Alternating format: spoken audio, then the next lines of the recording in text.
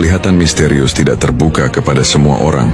Tampak tidak peduli namun berbahaya ketika diremehkan. Di balik bayang-bayang kehidupan, tersembunyi satu kombinasi karakter yang susah ditebak. Karakter ini tak banyak berbicara, tetapi dinginnya memiliki makna tersendiri. Karakter ini bukan sekadar sikap, tetapi bagian dari bagaimana Sang Pencipta menunjukkan bahwa tidak semua hal harus diumbar. Ada yang diciptakan untuk tampak tak peduli, tapi mengamati, dan hanya bertindak ketika diperlukan. Seperti kutub utara yang dingin dan tenang, bisa menjadi bencana, dan seperti bara yang kecil bisa membakar hutan. Sosok ini tidak mudah terlibat dalam hal-hal yang dianggap tidak penting. Baginya, waktu dan tenaga adalah investasi yang tak boleh dibuang sia-sia. Dalam lingkungan sosial, sering disalahpahami sebagai seseorang yang dingin atau sombong, padahal dia hanya memilih untuk tidak berbicara jika tak ada urgensi. Dalam pertemanan, mereka memiliki lingkaran kecil yang dipercaya. Kepercayaan baginya seperti kaca, jika pecah tak bisa kembali seperti semula. Sifat ini membuatnya sulit dikhianati, karena mereka telah memilih siapa yang layak berada di sisinya. Namun jika kepercayaan itu disalahgunakan, yang tersisa hanyalah bayangan dan ketidakpedulian. Dalam percintaan mereka sulit membuka hati, bukan karena takut mencintai, tapi karena memahami bahwa tidak semua orang bisa menangani kedalaman emosinya.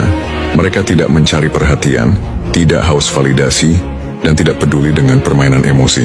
Hubungan baginya bukan tentang siapa yang bisa merayu, tetapi siapa yang bisa bertahan di dalam badai. Satu hal yang paling dibenci oleh karakter ini adalah kepalsuan.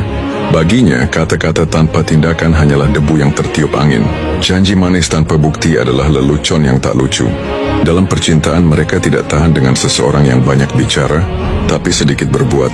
Kepura-puraan cinta dalam narasi yang konyol, dan keinginan hanya untuk dimanja tanpa usaha. Karena itu yang akan membuatnya menjauh tanpa kata perpisahan. Mereka lebih memilih kesendirian daripada harus berbagi hidup dengan seseorang yang tak bisa diandalkan. Dalam hal saling menyempurnakan, pengkhianatan bagi mereka bukan sekadar kesalahan, melainkan sebuah pilihan yang dilakukan secara sadar tapi meremehkan konsekuensinya, sehingga mereka susah memberikan kesempatan kedua. Ketika dikhianati, mereka tidak akan marah dengan teriakan, tidak akan menangis dalam kesedihan, tapi akan diam. Dan dalam diam itulah hukuman terbesar diberikan. Mereka menghilang dari kehidupan orang yang mengkhianati mereka, seolah-olah tak pernah ada namamu dalam kisahnya. Namun dalam hal ini, mereka bukan merasa benar, melainkan karena memahami bahwa tidak semua orang layak untuk dipertahankan. Tidak semua luka harus diberi kesempatan untuk sembuh bersama. Dalam hal harga diri, mereka paling sensitif, karena jika harga diri diinjak, cerita bisa berubah. Seperti beruang kutub yang selama ini diam di dalam kabut yang dingin, akan berubah menjadi pemangsa yang tak terduga, yang dimana ketenangan berubah menjadi perhitungan yang tajam. Mereka tidak bertindak dalam kemarahan buta, tetapi dalam rencana yang matang. Satu langkah yang salah dari lawan bisa menjadi langkah terakhir yang diingat. Namun kebanyakan mereka tidak selalu memilih jalan anarkis. Seperti kebanyakan kasus pada umumnya, mereka hanya akan menarik diri, membiarkan waktu yang berbicara, karena mereka tahu orang yang meremehkan akan belajar bahwa tidak semua kesalahan bisa diperbaiki dengan permintaan maaf. Apakah mereka lahir seperti ini, ataukah terbentuk oleh pengalaman? Jawabannya adalah keduanya. Karakter ini terlahir dari luka yang telah mereka alami. Mereka pernah percaya, pernah berharap, dan pernah terluka. Bahkan yang paling menyakitkan, menaruh impiannya kepada orang yang dia anggap lebih dari sekedar rumah untuk pulang, tetapi dihancurkan tanpa perasaan. Dan dari sanalah mereka kelihatan tanpa acuh tak acuh.